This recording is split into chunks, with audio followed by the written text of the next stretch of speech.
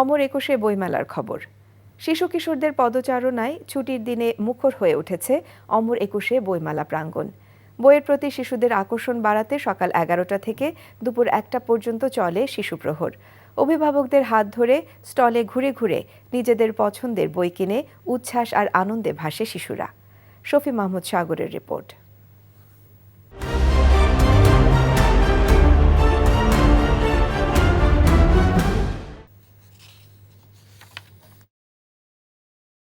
কথার গল্প কিংবা ছড়া কবিতার বই, ছোট ছোট হাতে বইয়ের পাতা উল্টিয়ে দেখছে শিশুরা।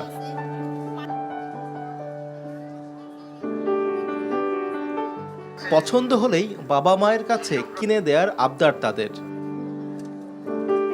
সাপ্তাহিক ছুটির দিনে অমর একুশে বইমেলা প্রাঙ্গণ মুখর হয়ে ওঠে শিশু কিশোরদের ভিড়ে। শিশুদের জন্য বিশেষভাবে আয়োজিত শিশু প্রহরে বইয়ের স্টলগুলোতে কচি কাচার ভিড়।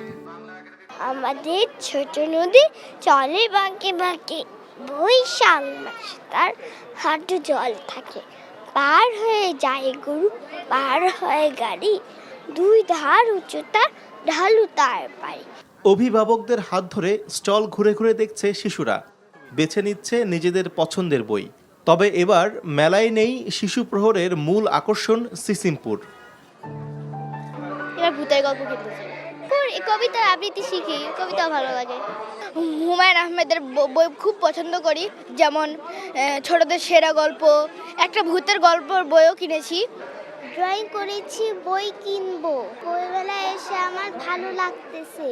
সুস্থ বিনোদন আর বইয়ের প্রতি আগ্রহী করতে শিশুদের মেলায় নিয়ে আসেন অভিভাবকরা। জানান, বাচ্চাদের মোবাইলের আসক্তি কমাতে নেই বইয়ের বিকল্প।